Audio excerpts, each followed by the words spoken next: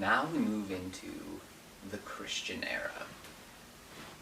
The Christian era, once first century CE and the 2nd century CE, the era of Pliny and Trajan. So, just to get, there's kind of like two timelines going on at one time. You have the Imperial Roman timeline that we have to worry about, and then the religious Near Middle East timeline. And they're happening at the same time, just not in close connection with each other until they are, if that makes any sense. So, we've already talked about Augustus dying, and then Tiberius dying. You have those Julio-Claudian emperors. And then there's such a horror show that that family line will be kind of cut off from the emperorship. And so, after that, there's a period of turmoil, but eventually you get to these 5 good, so-called good emperors, right? It's all kind of relative. Beginning with Nerva, but really we want to talk about Trajan toward the end of the 1st century, the beginning of the 2nd century CE AD. And so I'm going to rely, the dates, the time periods, very fuzzy, lots of contention. So try and go with safest, almost local scholars that we can find. For instance, Elaine Pagels up in Princeton, right? She's a Buddhist studies scholar. So we'll go with Elaine Pagels. And so Augustus is firmly in control by around 26 BCE, but he's halfway into his rule at around 6 BCE. And when was Jesus probably born? Born between 6 and 4 BCE. Imprecise, there are ancient letters that suggest he was born all the way back in 25 BCE, but we can safely discard that one. So let's go between 6 and 4 BCE. Lived till he's around 33, so somewhere in the late 20s AD CE, he dies. That is under Tiberius, Emperor Tiberius. So the lifespan of Jesus is the first 2 Roman emperors. Tiberius dies, probably assassinated in 37 CE AD. And so you have, after the death of Jesus, a very complicated, contentious set of, what's the word we use? Traditions. And so you have the apostolic era, the era of the apostles. These are generally regarded as the people who lived and breathed the same time as Jesus did. And they went around spreading the Christian tradition, the religion at that time. It wasn't without controversy. For instance, the Pauline heresy, for instance. But that era probably is done by the 70 CE. And you can do the math yourself in your head, right? So Jesus dies somewhere in the late 20s. How long typically is an ancient lifespan? 35 for men, right? Right, you just read that article of women of the lower classes. Over half were dead by 30. So some people date the end of the Apostle era at 100 CE, but if people were living and breathing in adulthood in the late 20s who knew Jesus,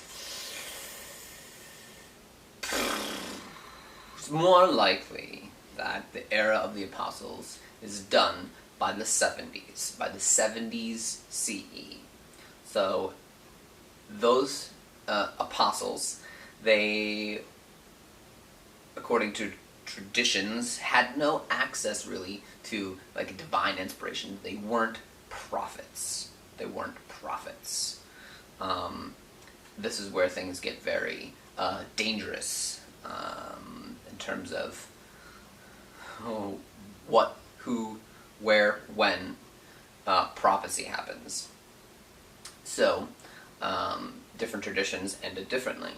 The Catholic tradition, for instance, ends the era of prophecy with John of Patmos. So perhaps you've heard of the Apostle John. It's confusing, and some scholars have said that they aren't two people. Some people say that there are two people. Again, we're going to go with the Princeton professor, that they were two people. You have John the Apostle, and then you have John of Patmos, which is an island to the east of the Mediterranean. And he's also known, if you've heard in songs, popular culture, John the Revelator. He's the book of, in Greek, of Apocalypse, of Revelation. Now, starting in the second half of the 1st century, there are actually lots of prophets. There are lots of prophets claiming connection to Jesus. There's a whole family of prophets out of Philadelphia, which is an ancient city. Father and 2 daughters all have books of prophecy. There are lots of books of prophecy. But for some reason, the book of John of Patmos, somewhere in the 80s, 70s BCE, CE, sometime after the Apostles, John of Patmos, not John the Apostle, writes the book of Revelations, of Apocalypse in Greek, and along with many, many, many other people. And so people were claiming to be prophets. And how do you get legitimacy? How does somebody get legitimacy? Right? Tiresias in Oedipus was a prophet. And so how does he gain his legitimacy? First of all, his prophecies come true. That's the number one reason. But he also suffered, right? He suffered. His eyes were removed because of Hera, Juno Hera, her retribution.